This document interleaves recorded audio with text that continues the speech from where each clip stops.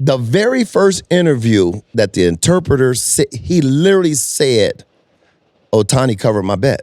Mm-hmm. But then all of a sudden, when they took it upstairs, and people said, whoa, hold on, you can't say that. Now all of a sudden, the narrative changed. You've been hanging out with my son too much.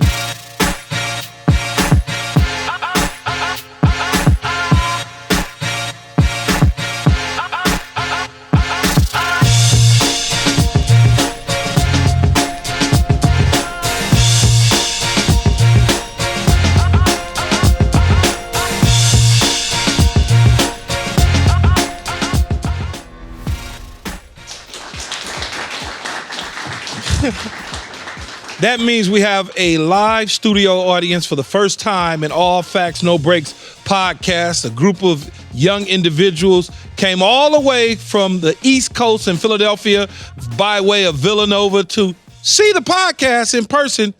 Only mine, that is, no one else's. So welcome to my show, Undisputed Presents All Facts and No Breaks. Joining me today is a two-time World Series champion, three-time All-Star, two-time Silver Slugger, and NL Rookie of the Year, no one other than David Justice. Yes, that David Justice from the Atlanta Braves and the New York Yankees. What's up? Man, Keyshawn, good to see you, bro. Nice to see you, too. Good to see you, man. By the way, my son, Keyshawn Jr., also joins the show with us as our, I guess we could call him moderator, right? Yep, David, nice to see you. Keyshawn Jr.? Yeah. All right, man. Good to see you, brother. Nice to meet you, too. But before we get started with David Justice, I want to remind everyone about our All Facts Pro giveaway. A prize, a signed football by me. This is how you win it. Subscribe to All Facts Pod on YouTube. Send us a screenshot. We'll pick the winner after we hit 100,000 subscribers. That's right.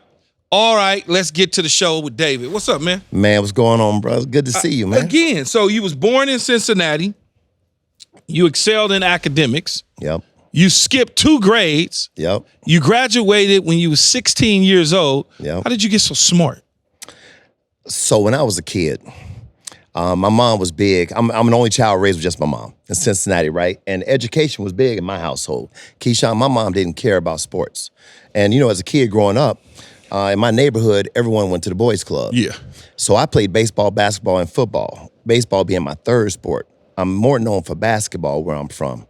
But growing up in Cincinnati, man, my mom was just big on education, but so was I, Keyshawn. And then one of my uncles was in college when I was a little dude.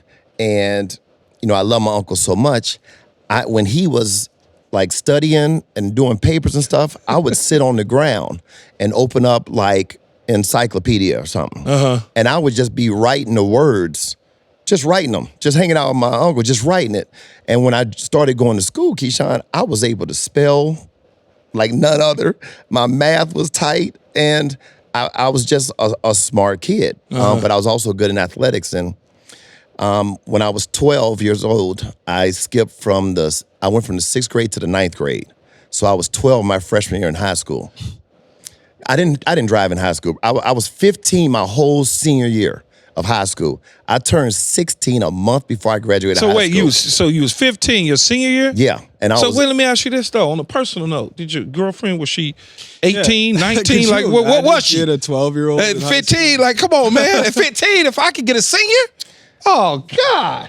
You're funny. Why I gotta have a girlfriend? I mean, I'm 15, bro. All right, was you hanging out with older high school? No. I was a 15-year-old who was 15. Okay. I wasn't even looking up. I was right around that 14 age That would be hard for me to do, though. That would be hard, Keyshawn. No, yeah, that's what I was saying. Like, if you're a 12-year-old freshman and you see, like, the older seniors, you get a little... I went to an all-boys school. Oh, okay. No, I went to a prep all-boys school. It was just dudes in my school. Okay, well, then, no, I don't want you. Yeah, of course not. Yeah. We wore ties in my high school, bro. Okay, so it's different. School I went to. I just assumed co-ed. I don't know why. No, but when I was my senior in high school, Keyshawn, I was leading scoring. No, I went to high school in another. I would wake up in Cincinnati, Keyshawn. And go to Kentucky. And go to Kentucky. Cross the river and go to Kentucky. So my senior in high school, I was leading scoring in Northern Kentucky. In basketball, I averaged 26.5 points a game in high school. Mm-hmm. Basketball was my sport. Yeah. And I went to college for basketball, too. I didn't even play high school baseball, Keyshawn. Oh, really? No, I'm a basketball player. The only reason I played baseball in college was because, so when I went to college, Keyshawn, I redshirted my first year because they wanted me to grow. I was only 16 years old when I hit campus. We come out my red shirt freshman year. First day of conditioning, they said, all right, we're going to run to that mountain. Keyshawn, I looked off into the distance. Now I'm a guard. They expect guards to come in first place. I come in last place easily in this run. I'm holding my side, Keyshawn. I look over the hill. The baseball team was practicing. I said, you know what? If I play baseball, I can get out of this running for basketball. I went home, got my glove and spikes, came back the next day, went out for the baseball team. But my scholarship is in basketball, so I still got to play basketball. So while they were doing that running, I was playing fall baseball. When fall baseball's over, now we're in the gym. I can run all day in the gym, like all of us. We run all day in the gym, but don't even ask me to run to the car. I'm gonna be tired. But I run all day in the gym. So I would go into basketball season, play basketball, and then go play. Now I got to play spring baseball now because that's my whole game plan. And my redshirt sophomore year, Keyshawn, I'm 18 years old. We go play Xavier University, a Division I school. And now at 18, I'm 6'3", 190. I can run. I can do all. I'm athletic. And that day I hit 2 home runs, both of them over the sports complex in right field. And in the stands just happened to be the Atlanta Braves scout. He's there looking at Xavier and sees me and says, who is this kid? He looks at my bio. My age don't match my years in school until they tell him, no, that's David Justice, man. He young. Once he heard my story, he said, wait a minute, this is like a high school senior doing this to Division I baseball. He told himself, he would later tell me, David, I told myself, I'm not telling nobody about you. Nobody knew about me, bro. The Braves took me, this was like February, March of 1985. The draft is June. June 1985, the Braves take me in the 4th round of the draft. Of the 30 selections they took that year, only 2 of us made it to the big leagues. The guy they took in the 1st round, my boy Tommy Green from Whiteville, North Carolina, and me. Never was there a day in my life, Keyshawn, where I woke up and said, I want to be a professional baseball player, mama. Never. Man, you picked the right. That's crazy. You picked the right sport though, because in basketball, 6'1.5" back then. No. I'm with you. Oh no, we understand. That's just like I played baseball the whole way through. I probably picked the right sport, and I was good in baseball, but I riding, getting drafted in the minors and riding on buses, and I'm like, nah, I'm good. I can go get money and paid in football immediately. Yeah. You obviously you chose the right sport, right? Yeah. And back in those days, I would have been, if NBA, I got to guard Isaiah Thomas, and I'm right around Jordan. They might have isolated me with Jordan. That wouldn't have been a good look for me. No. So no, I found my right sport as well. So the Braves took you in the 4th round in '85 in the Major League Baseball draft. You spent 3 years in the minors as back then though, as a black player, an American black player. How was it in baseball for you? Like what was it like? So, well, first of all, we had a lot of brothers in the minor leagues. Mm-hmm. I mean, there was a bunch. And you have a lot of Latins. A lot of Dominicans, more Dominicans than I would say Venezuelans and Puerto Ricans. But it's a huge mix of us in the minor leagues. What was great about me is I came up with the Atlanta Braves. So the head of our player development in the minor leagues was none other than Hank Aaron. Okay. So Hank Aaron was someone who would talk to me, someone I could literally go to and seek advice, as well as Willie Stargell, who a Hall of Famer as well, who was part of all these coaches were down in the minor leagues. Ralph Garr, Clarence Jones. We had a lot of African American coaches. Sonny Jackson. So it wasn't like we didn't have people that are older brothers who played the game that we couldn't talk to. That's how the Braves had it in their minor leagues. The minor leagues was a great experience. I mean, I really enjoyed it. But when I first got drafted, Keyshawn, I went to Pulaski, Virginia. This is 1985. I had never heard of Pulaski, Virginia, and I bet nobody out here in this audience has probably ever heard of Pulaski, Virginia. No, I have not, still to this day. Exactly, right? We had 4 brothers on the team. All 4 of us lived together, right? Because I don't think there was any other brothers in Pulaski. If there were, we didn't see them. And only one guy had a car, a guy named James Nowlin, who was from Virginia. He had a yellow Pinto. And if y'all ever see a Pinto, Google a Pinto. And imagine 4 brothers riding around all summer in a yellow Pinto. Needless to say. That's a Pinto, Keyshawn, is about Pinto is about the size of my Prius. Oh, maybe it's a little thicker. And a little wider. Maybe a little wider. A little wider, a lot wider, actually, with a little bit of a hatchback, kind of like a Prius, but a lot wider. And Keyshawn, we lived in a 2-bedroom trailer on top of a mountain. 4 brothers, 2 bedrooms. James Nowlin got the back bedroom because he had the car. My other partner, Ellis Roby, he had the other room, and me and a guy from Chicago, my bed was the couch in the living room, and his bed was the other couch. And that's where I slept the whole summer, on the couch, right? And that's when we wake up in the morning, man. There was nothing to do, and I really wasn't trying to do nothing because I was down there to play baseball. Yeah. But there's crazy stories like Ellis Roby was our base stealer, and second baseman came out of Arkansas, and Ellis Roby is leading off at first base, Keyshawn, and a fan yells, "Hey, boy. Still a base, boy." Now, mind you, I'm coming from Cincinnati. Boy, that's a whole nother conversation. I'm coming from Cincinnati, and I ain't ever experienced too much, hardly any of that kind of stuff to date. I mean, at that time. And Ellis, all of a sudden, the guy says, "I bet if they put a watermelon on second base, you'll steal it." That's crazy. Bruh, I called my scout and said, "Man, where am I?" And he just said to me, "Hey, listen, you're only going to be there for 2 months. You'll never see that place Where again." am I? So there was things that, of course, bro, I didn't go through that. I didn't go through none of that. Maybe because I'm light-skinned. My last name is Justice. They don't know what I am. They don't know, so they didn't even fool. And plus, I led the league in homers. They knew what you were. I led the league in homers, too. But you know what I mean? They didn't bother me. And you were lighter back then than you are now. Yeah, because I got the California tan. I used to be high yellow back then. Super high yellow with the good hair. I'm pecan tan now. So you had this legendary career, right? You played 14 seasons in the majors. You won 2 World Series, one with the Braves and the Yankees. And I don't know why I didn't remember the Yankees World Series, but you got that when you 3-time All-Star, 2-time Silver Slugger, as I mentioned. In 1991, you ended in 2002. You made the postseason every single year except 94, which was a strike-shortened season. And 90. And 90. Yeah. 90 was a... 1990, I was Rookie of the Year on the last place team. Okay. We went, the 1991, we went worst to first, and the Atlanta Braves won 14 consecutive. Was that with Murphy division. on it? No, so Dale Murphy. Dale Murphy was the right fielder when I came to the big leagues in 1990. I played, Keyshawn, I played 1 game at first base in AAA with my outfield glove. The Braves asked me if I'd ever played first base. I said, yeah, as a kid in Little League. Go over there. But I'll go play first base if they want me to. I played 1 game in AAA. The next day, the Braves called me to the major leagues to play first base in the big leagues.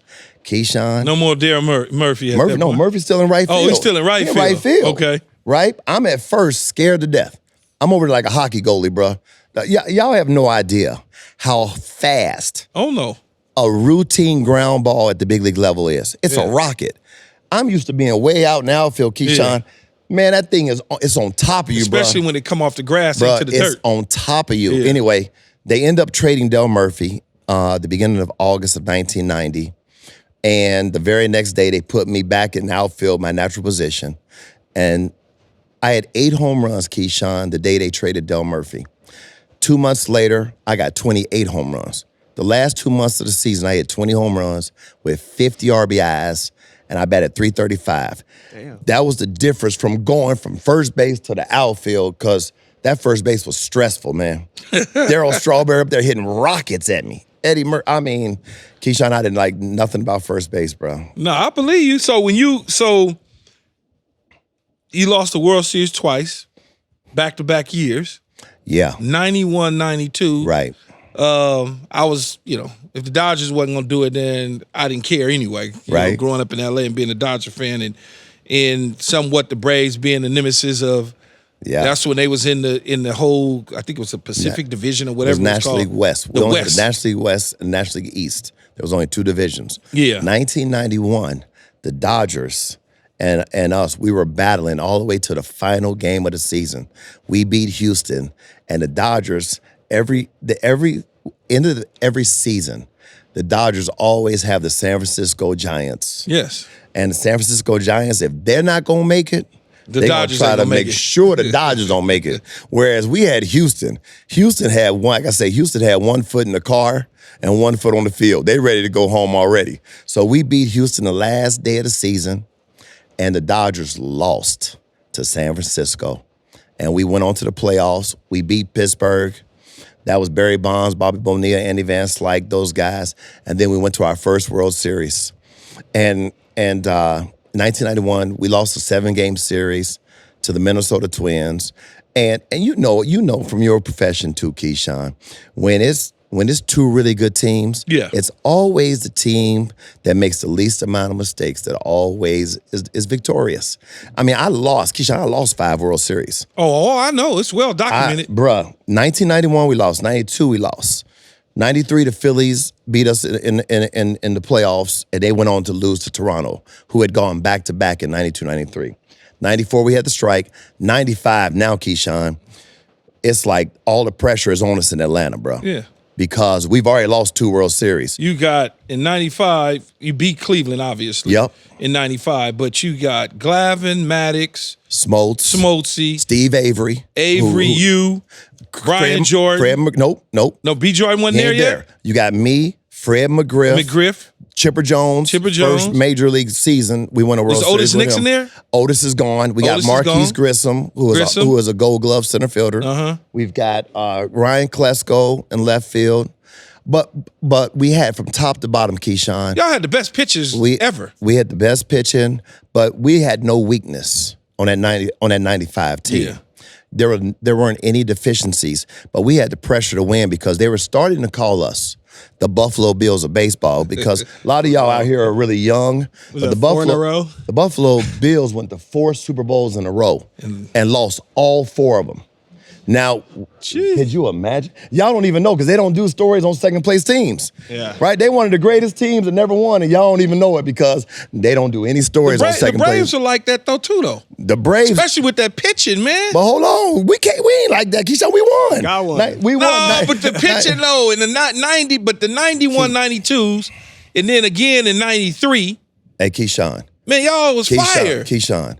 That team on the other side is good too, bro. I know, but but what it shows you, Keyshawn, there's 2 seasons in baseball. Yeah. It's the 162 game schedule. And then it's the postseason. And then it's the postseason. Yeah. And once the postseason hits, the team that's playing the best, the team that's the hottest, is the team that a lot of time carries it through. It's hard. And then also, Keyshawn, once you start talking about the 2 best teams, now they got pitching too. Yeah, we got pitching, but they got it too. So now it's who can manufacture runs, who makes the big error, who gets the big hit. It always comes down to something small. 91, 92, we just didn't do it. It was a play here and there. 95, we came back hitting on all cylinders. 96, we run it back. We run it back in 96. We lose to the Yankees. Remember the Yankees? We lose to the Yankees in 96. That was Jeter's first one. Was that Randy Johnson? Nope, not yet. Nope, that was Mariano Rivera. That was that was too long ago. I can't remember all the pitchers Mariano they was had. a closer. Mariano, they had John Wetland. Mariano wasn't even a closer yet. He was the setup man. But 96, they beat us. And then 97, I get traded to Cleveland. Yep. And then we go to the World Series. And we lose in 7 games to the Marlins. Keyshawn, I'm in left field. 1 out in the 9th inning. We up by 1 run. Cleveland, this is before LeBron and them got this championship, y'all, in basketball, and now they the toast of the town. It should have been us in 97. It's 1 out. Nobody on base, Keyshawn. We up by 1. Was Alomar with you then? Not yet. Not yet? No, Sandy Alomar was, but not Sandy. Roberto. Okay, Roberto but wasn't not there Roberto. yet. Sandy was. Okay. I'm in left field, and I said, you know what? I need to capture this moment. I'm looking around the stands. I'm about to win another World Series. Man, we make an error. They get on base, make a long story longer. They tied it up in the 9th inning. We lost in like the 11th or the 12th of Game 7. The Florida Marlins won that World Series. When did Jordan Bryant play with you? Brian never played with me. So he never got a chance to play with me, not on the same team. He came to the Braves, but that was after me. All right, but you did play in 91 through 94 with another football player in prime time, Deion Sanders. So played with you in Atlanta from 91 to 94. Do you remember, though, that day that he played football and baseball at the same time? Oh, yeah. And he had to fly in on a helicopter? Oh, yeah. What was you like? What was going through your mind? Like, what this dude doing? No, man, the media tries to portray it, Keyshawn, like Deion was a distraction. Yeah. Deion was never a distraction. Deion was one of the fellas. Yes. We understood that. I know that. But Otis Nixon was really our starting center fielder. Mm-hmm. And Otis Nixon was arguably top 3 in all of baseball in terms of going to get it. Yeah. And can cover a lot of ground, a great leadoff hitter, can bunt, switch hitter, steal a lot of bases. Deion was part-time. We understood he was going to be part-time. So whenever Deion could make it to the team, we loved having him. And when he couldn't, we knew he was off playing football. It was never a problem with us at all. Deion was one of the fellas, man. The media tried to make it seem like he was a distraction, but that was never the case. And how great for Deion to be able to what he played in a World Series game and the football playoff. Maybe a playoff game. It wasn't a playoff game. Was it Super Bowl? No, it wasn't a playoff game. It wasn't a Super Bowl. No, it wasn't a playoff. It was a regular season game. It was a regular season game. He played in it in Atlanta, and then he hopped on a helicopter and came and played the whole. I guess he played the 9 innings with you guys or whatever. He came to play. Yeah, he came to play, and he did okay, I believe, if I can remember. Look. Listen, first of all, to be able to play 2 sports at the highest level is incredible. I mean, that's crazy. Outside of Deion, man, Bo Jackson. Let's just bring up Bo Jackson real quick in this podcast to let all these youngsters who have never seen Bo Jackson understand how great an athlete Bo Jackson was. Bo Jackson was an all-star baseball player. Yeah, all-star. An unbelievable football player. And he probably could have been one of the greatest to ever do it if he did just concentrate on one. For sure. Or if he didn't get that injury in football. That's true, too. I mean, seriously, if he didn't get that injury in football, he still might have been the greatest. One of the greatest in would baseball. Have excelled in both. Yeah, Bo was special. Yeah, I forgot about the injury. He climbed the wall on the one. Oh, who runs up? That was crazy. Y'all got to Google Bo Jackson running up an outfield wall. He ran up the wall and then ran down the wall. Nobody. But back to Deion. Our producers found this photo of you guys. If you want to take a look at it. Yeah, let me see. So it looks like the stadium's on fire, bro. What's going on here? Well, first of all, Deion and I are doing what we always doing, cracking up, laughing. Probably talking junk with each other and joking around, but that fire you saw. That was a real fire? Oh, bruh. It started out as just a little flame. Like literally, if you took a piece of paper and put it in a trash bag, trash can, and set it up on the table, just a little bit. Next thing you know, the whole thing was engulfed. Yeah. And that was. Is that because the seats might have been fiberglass or something? No. Something called fire up there. That was in the press box, Keyshawn. Oh, okay. Something called fire, and literally, it was an inferno. We actually played that night. I was about to say, is that a game y'all playing? No, that's before the game. And that might even be the day that we had just traded for Fred McGriff. And of course, the media wrote it up. The stadium caught on fire, and so has the Braves. Because once we got Fred McGriff, we took off in '93. So in 2001, you was moved to the Oakland Athletics. After 2001. After 2001. Yeah, so after 2001, or during the 2001 season, so to speak, you went on to play for the Athletics, and then the popular film Moneyball came up, and you were portrayed by Stephen Bishop. Yeah. How you think, was he accurate? Was he just?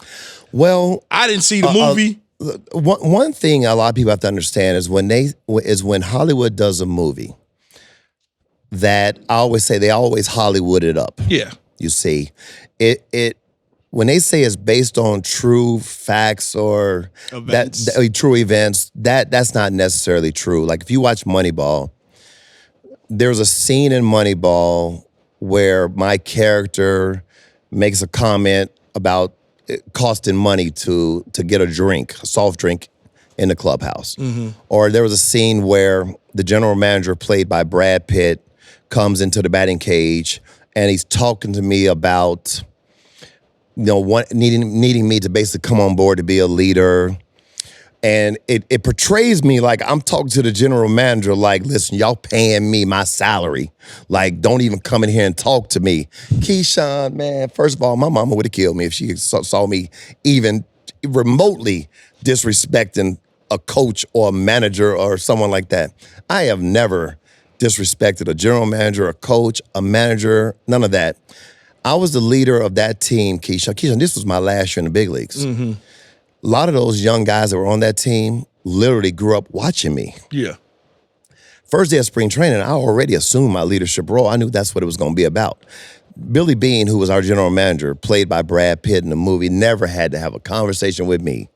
That was one scene I really didn't like because it's a portrayal of me, Keyshawn, that is no way indicative of the type of teammate that I was my whole career.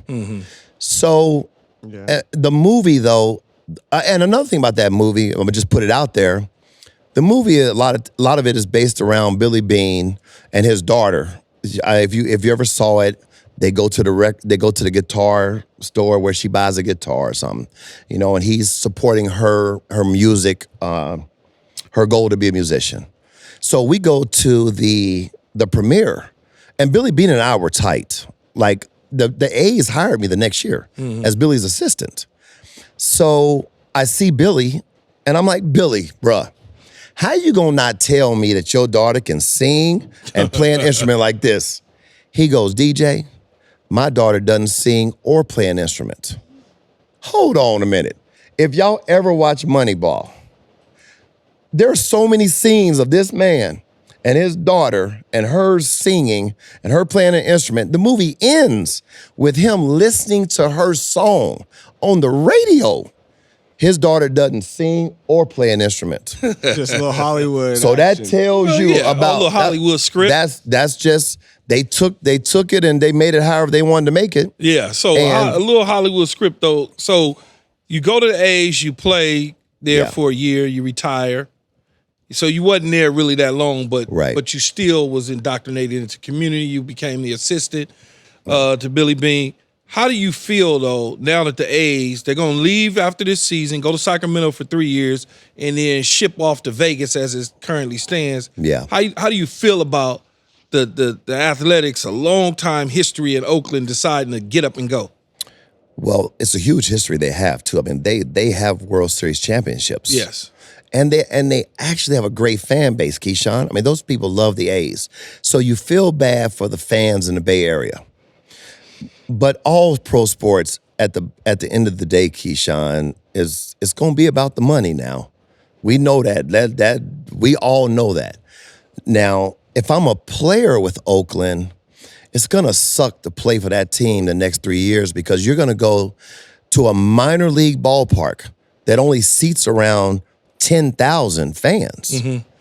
Now, Keyshawn, every year that passes in our professional career, we're 1 year closer to what? Retirement. So if you're on the Athletics, you're going to spend 3 years of your career playing in a minor league minor league ballpark that seats only 10,000 fans. You're almost like you're playing for a AAA team. So I personally would not want to be playing for the Athletics. I want to go play in the big leagues. I want to go play for one of those other major league teams. So I feel bad for the fans. And here's another thing too, Keyshawn.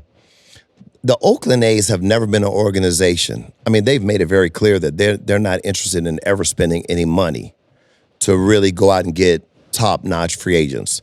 So if that's your mindset, then you better be really good at drafting and really good at developing.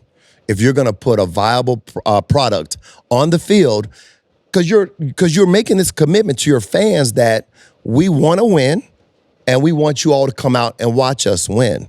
Well, Keyshawn, what message are you sending your fans? You going to a minor league stadium for 3 years, and then now, of course, the stadium, once Vegas is all set up, you know it's going to be beautiful. Yeah, you know it's going to absolutely. be state of the art. Absolutely. But how are you going to convince your fans that you're going to put a product in that stadium that's going to be successful when everyone knows that y'all don't spend money?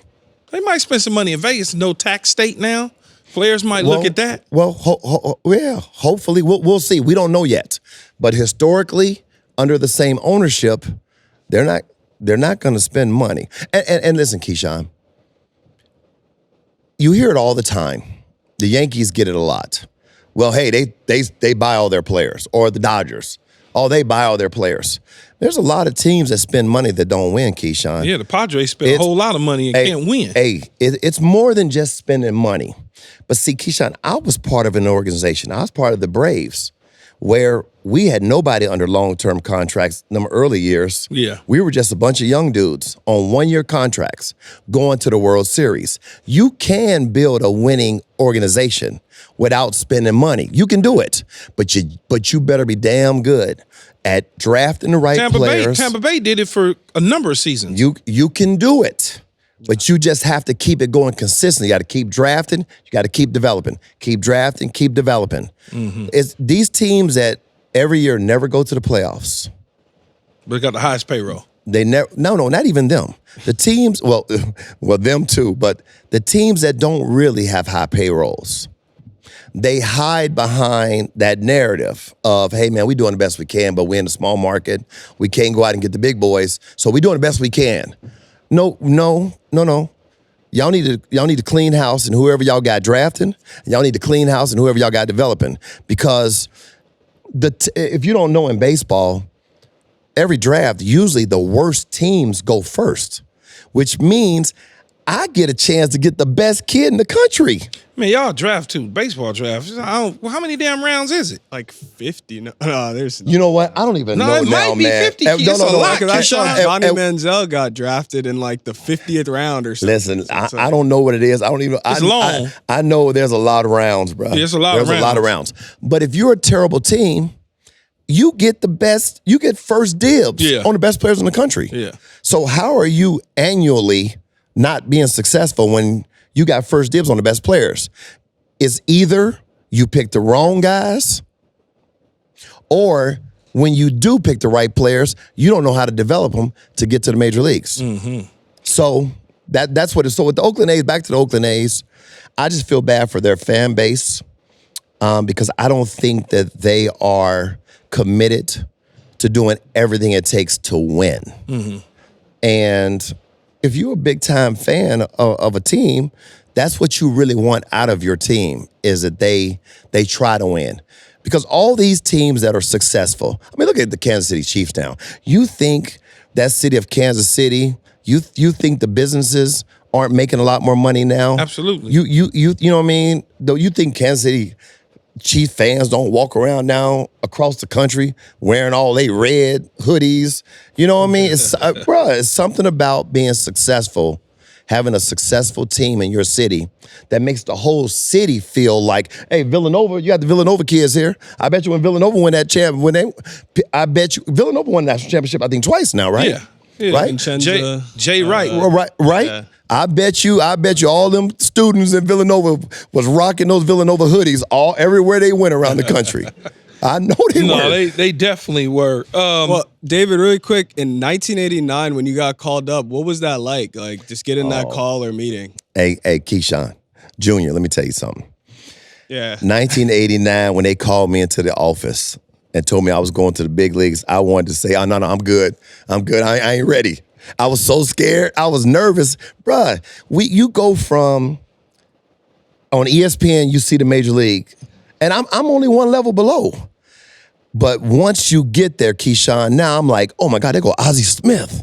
Pedro Guerrero, Fernando Valenzuela. Right. You looking like, oh my God, like, and there's that feeling like, man, am I supposed to be here? It was like they gave a fan a uniform. Keyshawn, I swear, it was like they gave me a fan a uniform. And I played like they gave a fan a uniform.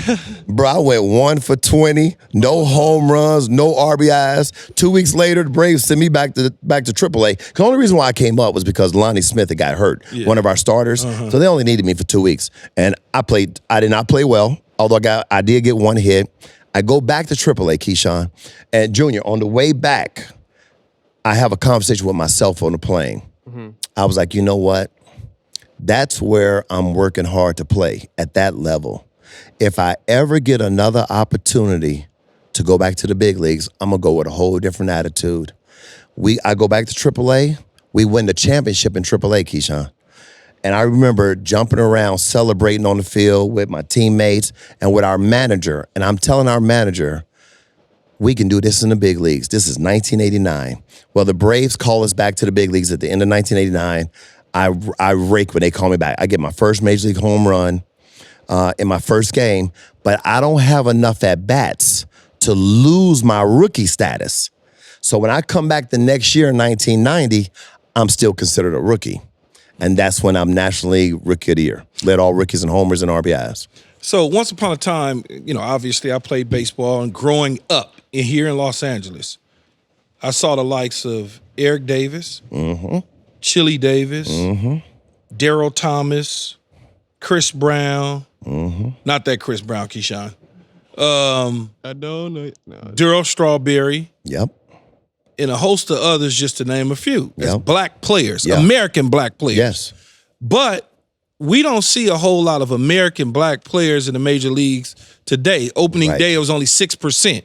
Record Right. historical low Right. for American black players to be playing in the major leagues. How can that get fixed and changed so we could get back to having more American baseball players out on the diamond? Okay, so to your point, that Atlanta Braves team that went from worst to first in 1991, I think we had 8 or 9 African-American players on our team. We had Terry Pendleton at third base. We had Brian Hunter, who also played first base for us. We had me in right, Deion Sanders and Otis Nixon in center, Ron Gant in left. We had Marvin Freeman in the bullpen, and I think we might have had Dwayne Henry. We had Keith Mitchell on the bench. We had 8 or 9 brothers on the team.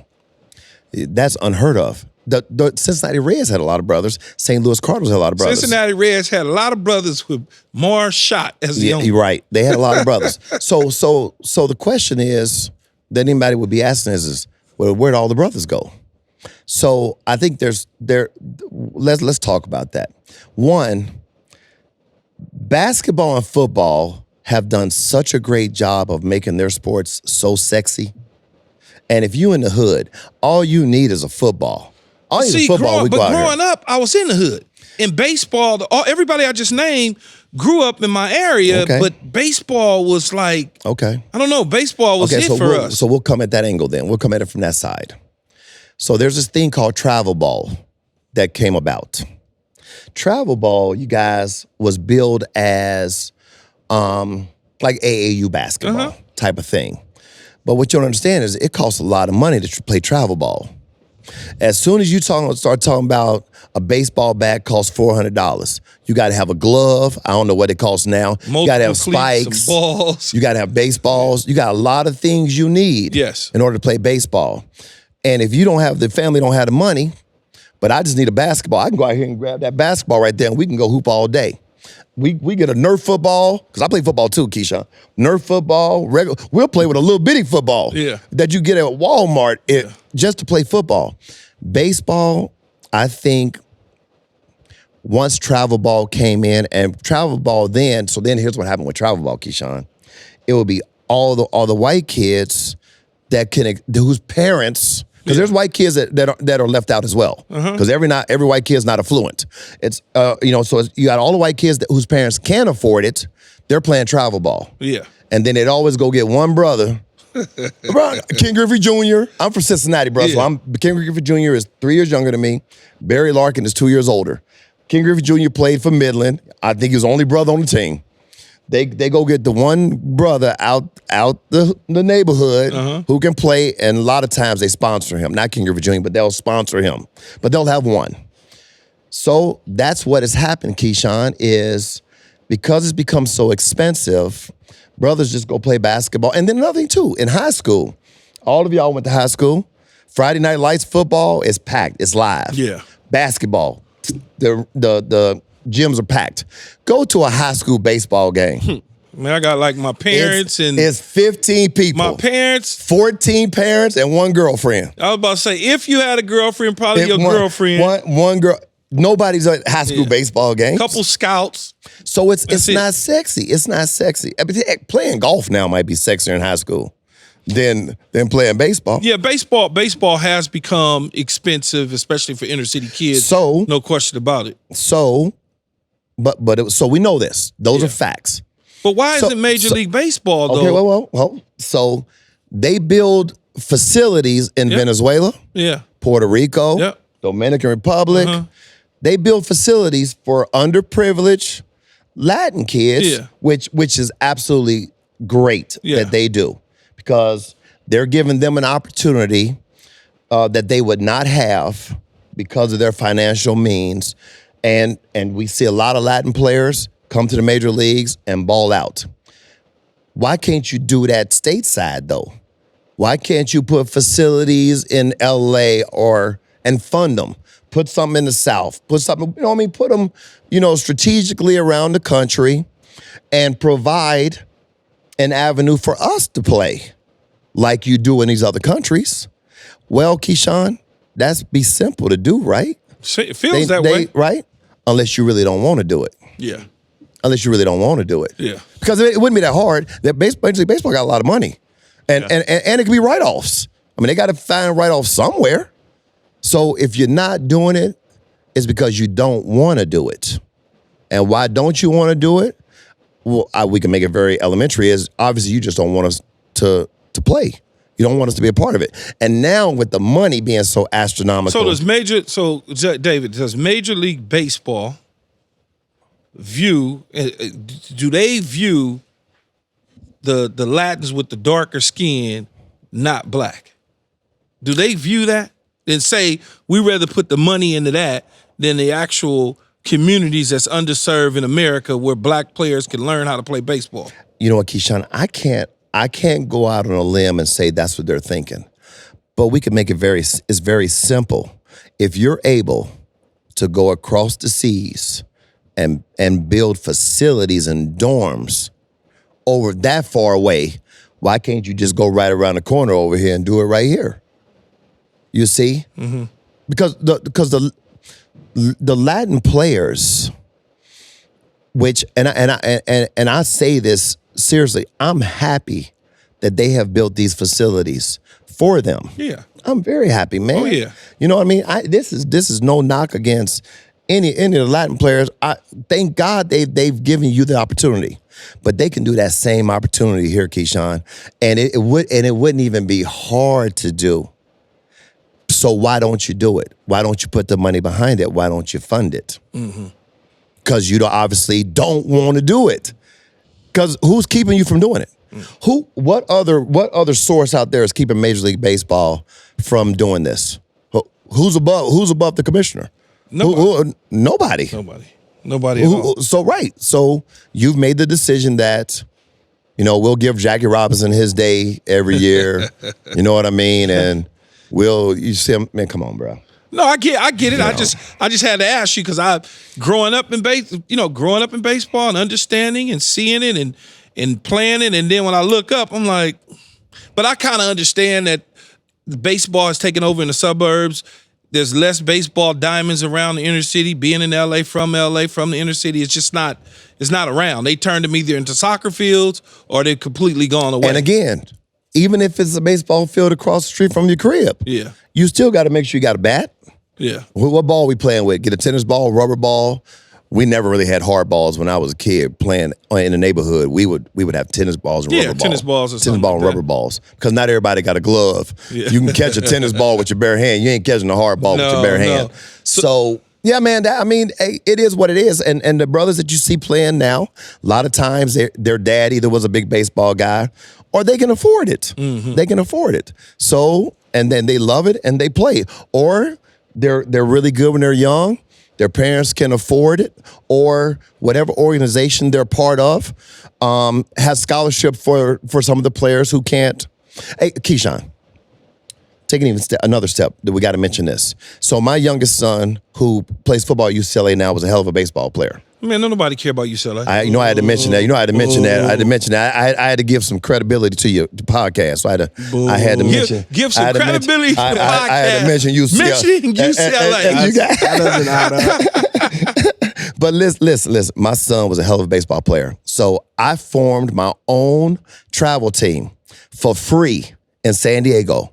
I went into the hood, had some brothers, had the Latin kids that couldn't afford it, and the white kids that could not afford to play travel ball. Y'all come play with me.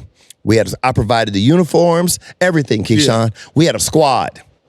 I'm at a high school baseball game watching a young player who would soon be drafted.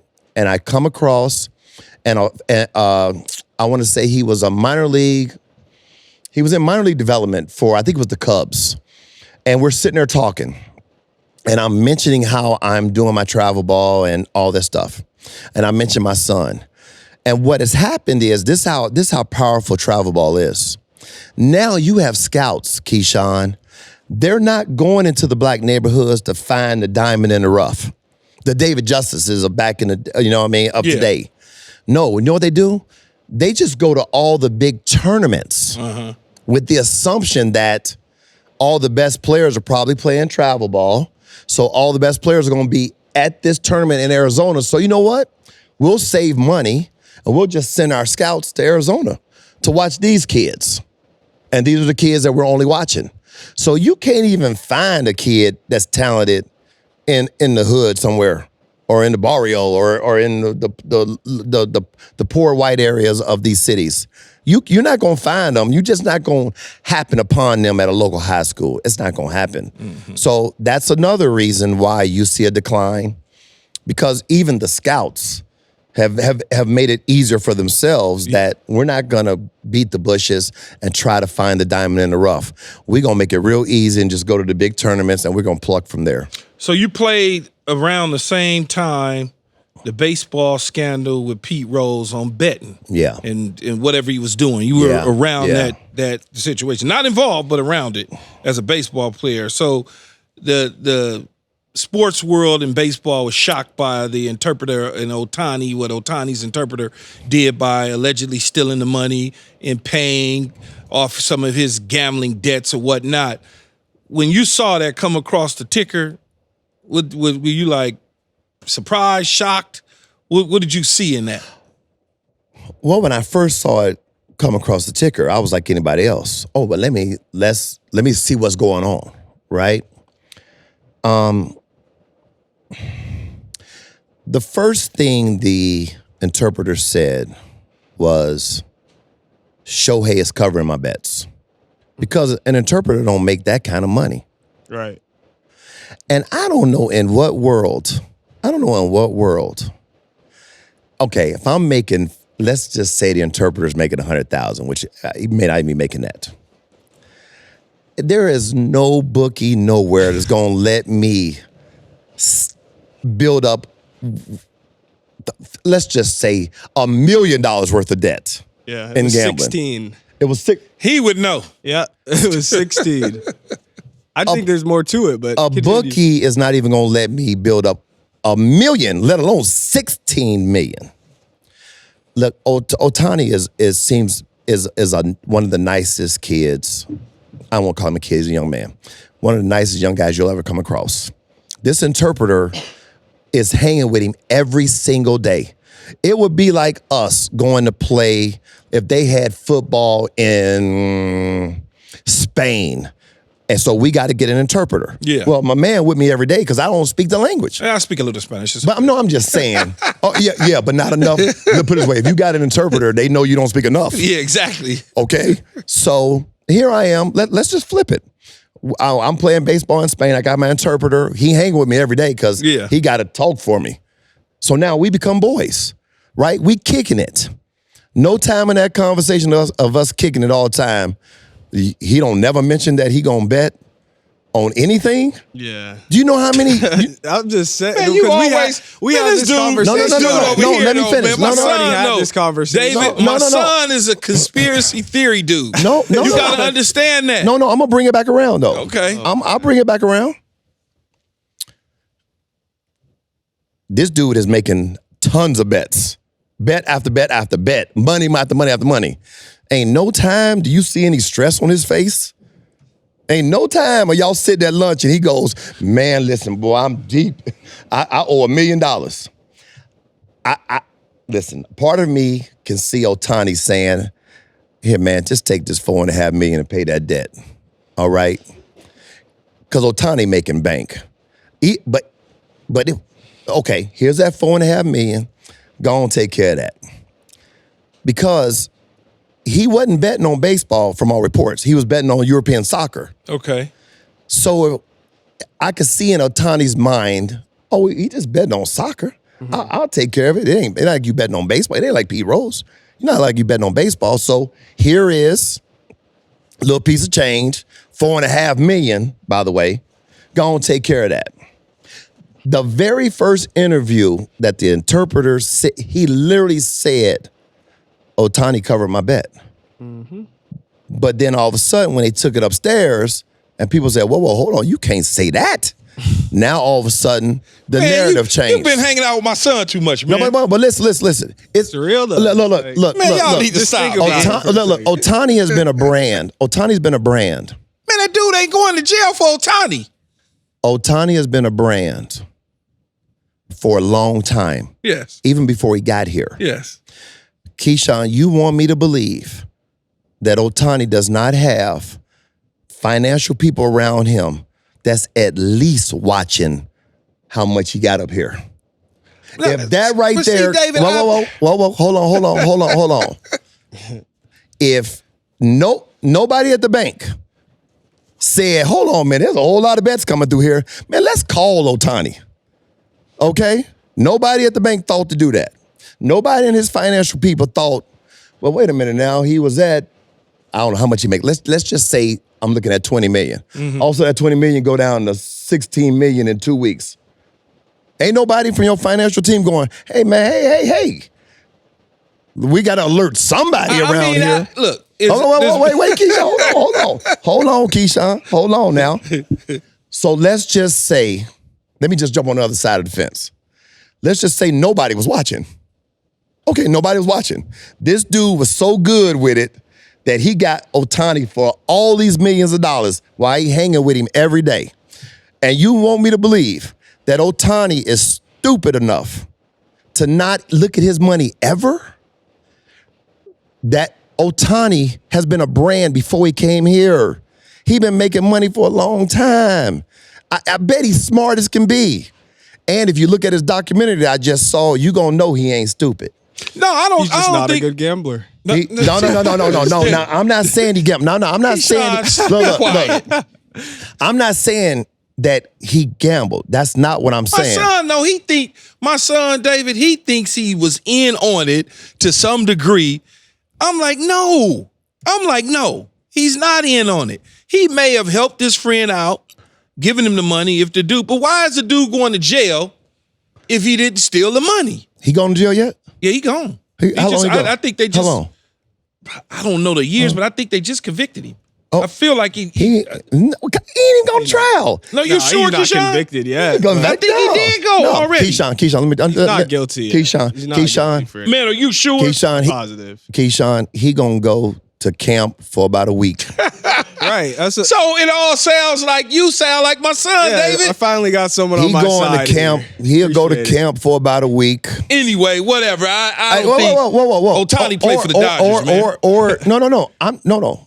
I believe, if I had to say, I believe Ohtani, as cool as he is, he got his interpreter, that's his boy, hang with him all the time. Interpreter came to him and said, man, listen, I'm so deep in the hole, these people outside my house, right? Because there is a reported, it was reported that the bookie said to the interpreter, hey man, call me back. You ain't calling me.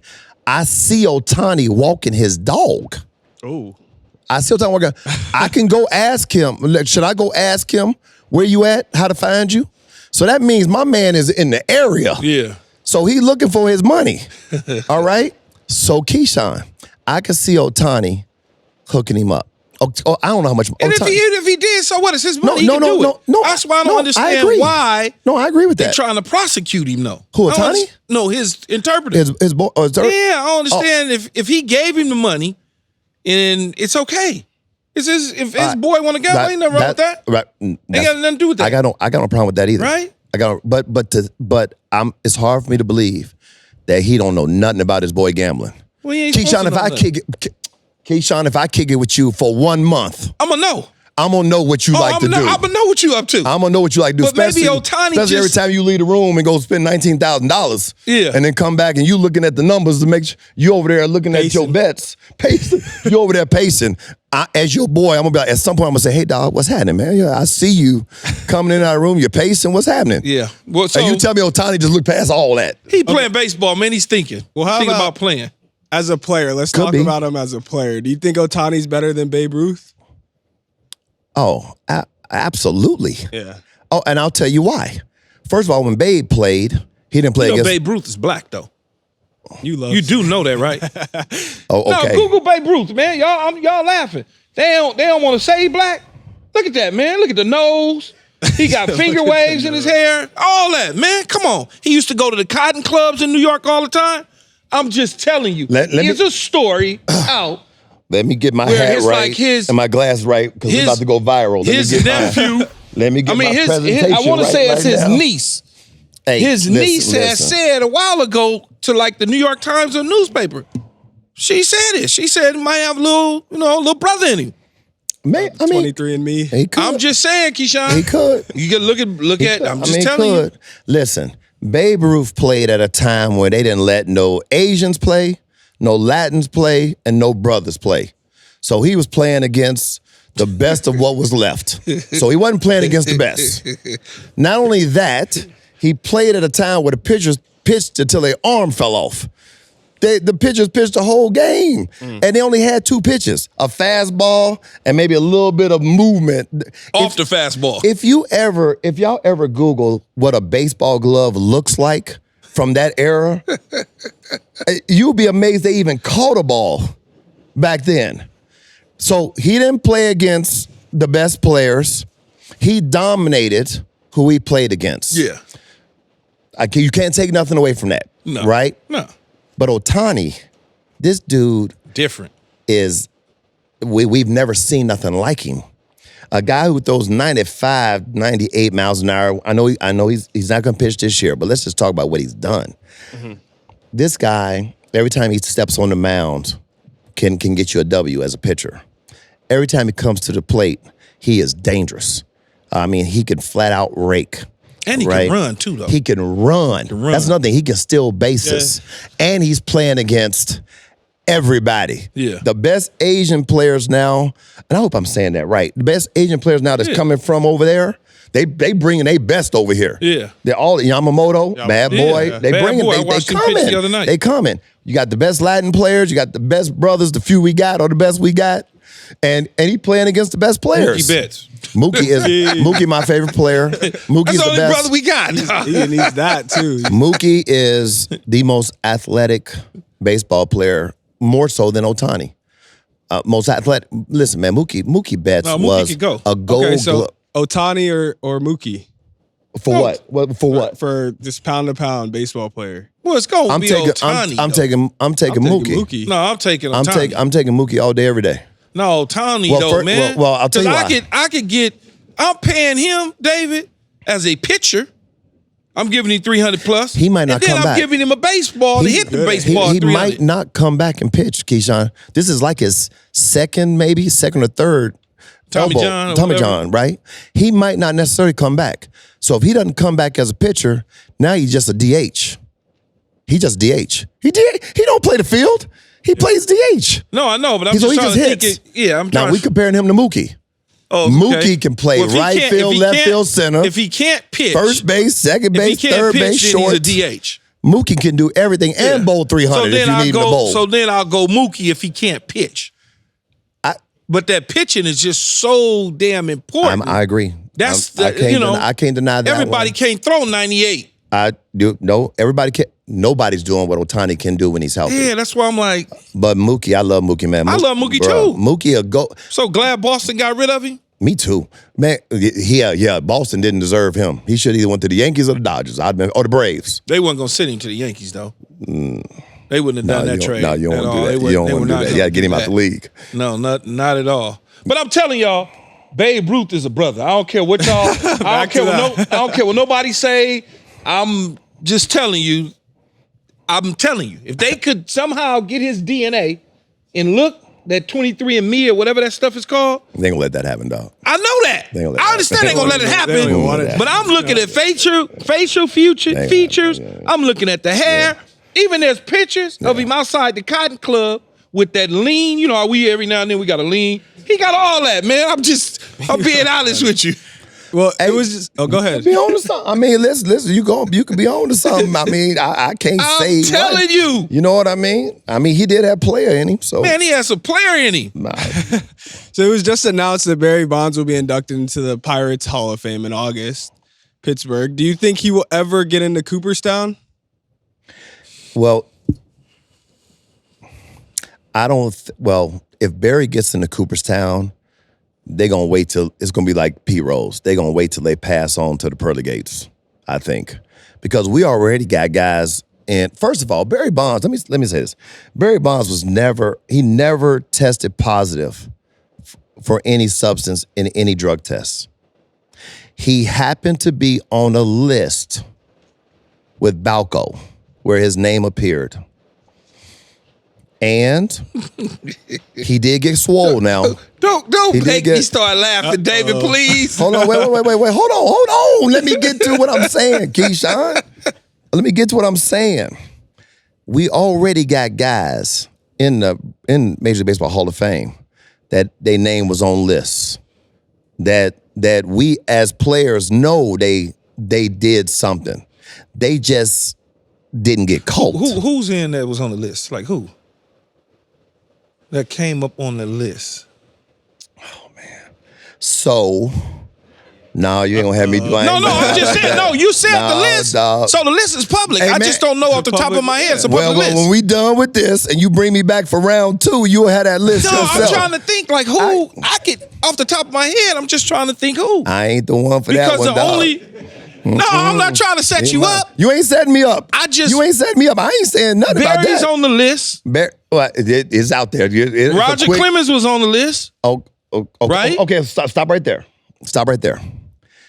In Roger Clemens, because I played with Clem, one of the hardest working dudes I've ever seen. At the Yankees. With the Yankees. I'm telling you, Roger, one of the hardest workers I've ever seen. In baseball, it's like if you have a really good relationship with the media. Yes. Bro, sports. It's going to take you so far. Yeah. If Barry was lovable during his career, he might be in the Hall of Fame. So let me say this about Barry. This is why I think Barry Bonds should be in the Hall of Fame, y'all. Barry Bonds, before 1998 is when they said that. Before the alleged stuff. Before they, he came back swole, right? Barry Bonds was already a Hall of Famer. Yes, if Barry Bonds would have had a career-ending injury at the end of 1997, let's say 98 was the first year he came back. Let's just say 98. It could have been 99. Let's say 98. Let's say at the end of 1997, Barry Bonds had a career-ending injury. It was done. He's going to Cooperstown. He already was a 3-time MVP, if not a 4-time MVP already. Yeah. Already in the All-Star game every year. Already. Yeah. Already 30-30. He was probably a Hall of Famer. He's probably Cooperstown in Pittsburgh to a degree, right? Yes. Yeah. Cooperstown and then all the way to 97.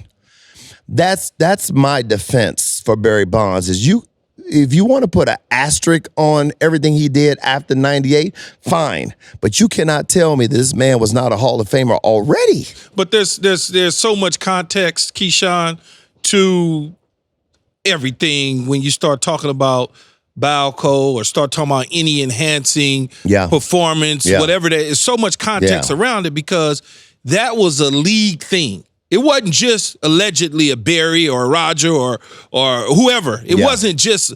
It was a league thing for the league. It was almost like, okay, well, we know that this is happening. So we gonna turn our head the other way to a certain degree. That's why I don't understand why they're punishing him. But what I think it is too is the media that don't, he didn't have a great relationship with the media, and people think he lied to a degree. Unlike what's the pitcher? Andy Pettit? No, the pitcher was it Pettit?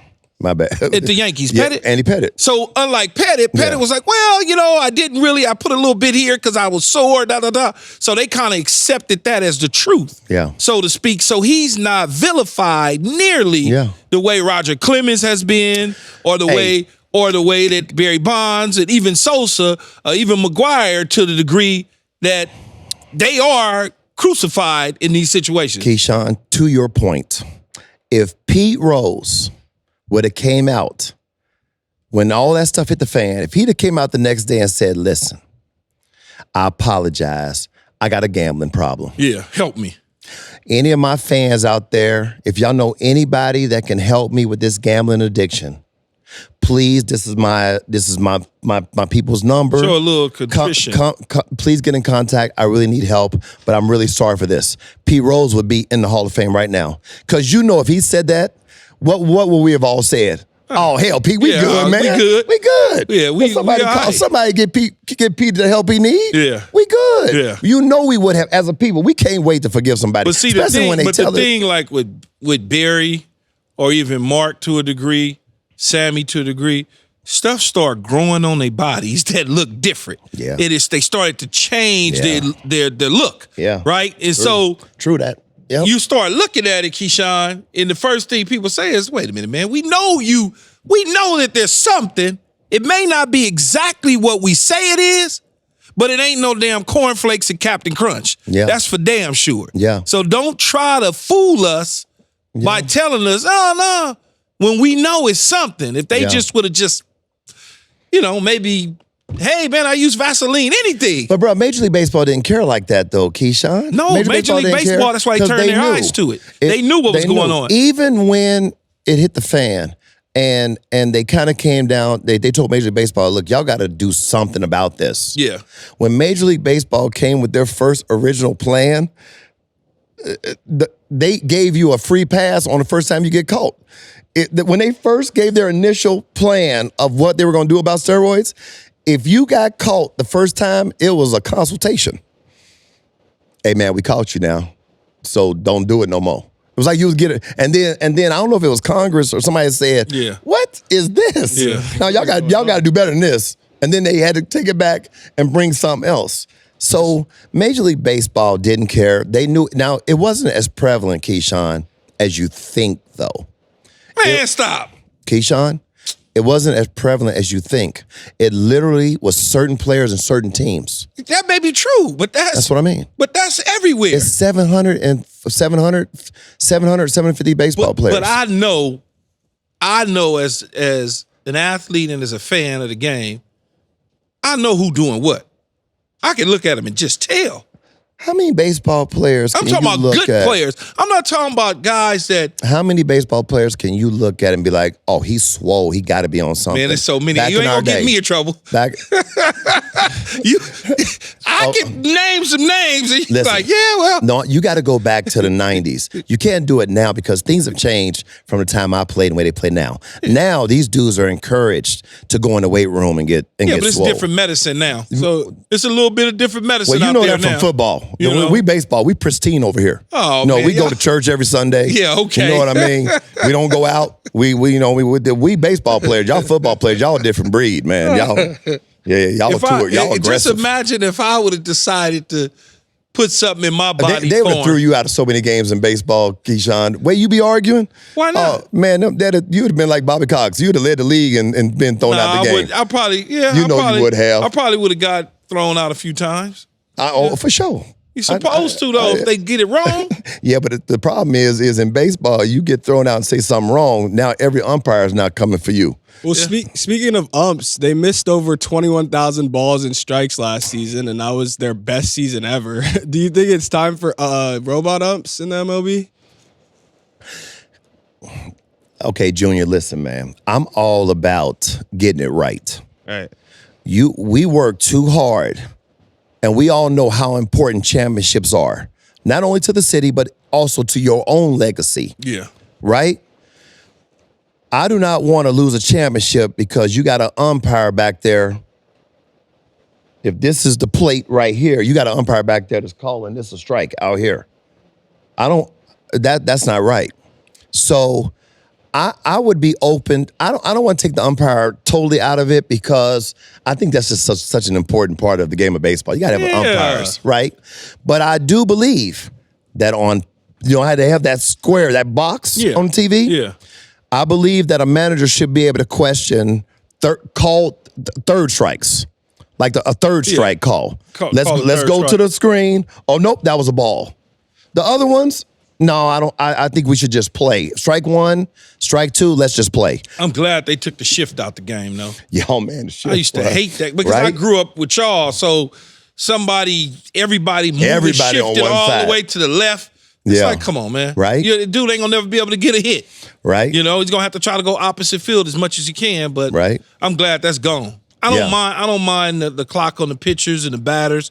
That's fine. Guys will adjust. As you see. They've adjusted to all that new stuff. But definitely, man, there's no way you can look at these young guys now. Well, first of all, you'd be stupid to be taking any type of steroids now because the money. Well, not just money. They gonna catch you now. Back then they wasn't really looking. Now they looking for real. Yeah. They're gonna catch you now. Yeah. Back then they wasn't looking. They got so much stuff out there, man. Ain't no telling what these people in sports. But that's just football world. That ain't the baseball. Ain't world. no football world, man. We don't do that. Y'all the ones that got busted for everything. Y'all the ones, baseball players. Baseball. Y'all, they didn't say steroid king football. Keyshawn. They say baseball. Keyshawn. They got a list of names. Keyshawn. The reason why it was such a shock in baseball, because we baseball players, they expected in football. That's why whenever, how many times we see football player missing 4 games because of, we all go, well, of course, no, it's 4 games because they bought over-the-counter substance that's on the ban list that they supposed to not put in their body. Okay, so it's how baseball, stupid is that? Well, you don't know. You don't read the back of the instructions. How stupid is that? I didn't say everybody was smart. Hold on, That's Keyshawn. not what I said. Hold on, Keyshawn. All of us know. You and me, we know. They tell us. The trainer tells they do. you. They do. If you buy something at they do. Let us CVS, bring it to me first and let us know. But they decide they don't want to do it. They go and just buy it. Opposed to flying to another country, getting a syringe. Stop telling on yourself, Keyshawn. No, he ain't talking about me. That's the least of our worries. Talking about me. About yourself. I wish. Put it this way. I'm just messing with you. I know you. I'm too scared to smoke weed, let alone put something else in my damn body. Okay. So, weed is everything. It's part of the world now. I'm too scared. Right. So that's David, all. You were known as a strikeout artist during your playing career, but this moment you swung for the I fences. was not known as no strikeout artist, boy. I didn't strike out. What are you talking about? I said never known. Never known as a strikeout artist. Well, look, what? No, yeah, but let's play this clip back. Let's see you swing for the fences real quick. Show me. Dave, give me somebody in your life's got a nude photo of you. Your mistress. Ooh, side piece. Yes. Great answer, David. It's up there, Steve. It's up there. It is up. This should be. You hear all that groaning? I ain't, It might be up there. I wouldn't have said it, though. I don't give a damn if it's up there. I'm going to take an X. Sometimes you just got to take that strike. There ain't nowhere in hell I'm finna say that. I don't give a damn. My wife right there, I'm not saying that. But this is just a game, so he's taking a shot at what the top 100 people say. That's all that is. Your mistress.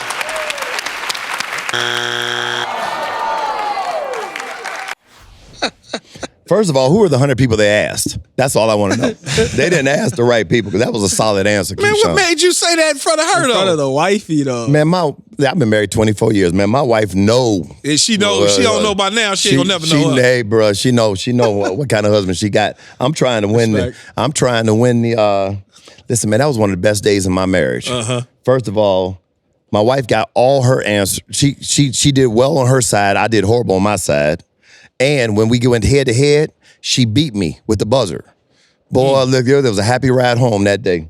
Because if I'd have beat her in that buzzer, oh, Lord, I might not have had dinner for about a week. No, man, it was great to have a legendary figure before me and my son. We greatly appreciate you joining us. Man, so thanks much. for having me, bro. Oh, It's been yeah. a good time, man. Yes, it has. Been a good That's time. a wrap for today's show. Thanks again to David for joining the show. Don't forget about our All Facts Pod giveaway. Win a signed football by me. How you enter, subscribe to All Facts Pod on YouTube. Send us a screenshot. We'll pick it, pick the winner. And after we hit 100,000 subscribers, that's the facts. All right, it's over, done. David gets to go home. Peace, I'm Keyshawn.